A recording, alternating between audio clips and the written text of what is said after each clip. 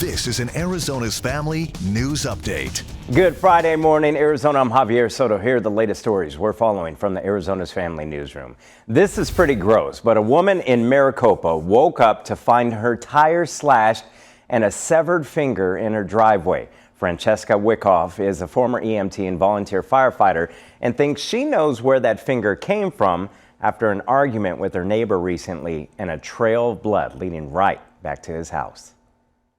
You would think if you're going to go to the hospital, especially if you just sever your finger off, that you would take said finger with you. The neighbor wasn't home yesterday. Francesca says Maricopa Police are on the case and no one has been arrested, but so far they only have a finger in custody. We reached out to the police department but haven't heard back.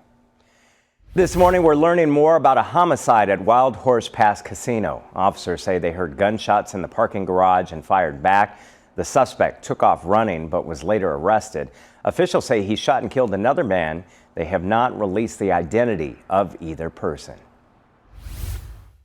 Let's sign this bill and seal the deal by signing these compact amendments.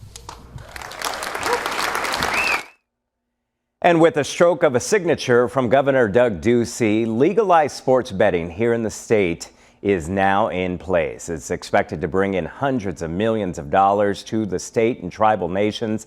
It modernizes gaming by adding more table games at tribal casinos and for the first time allows people to bet on pro sports games. The first sports books are expected to be up and running by August or September, just in time for the NFL season.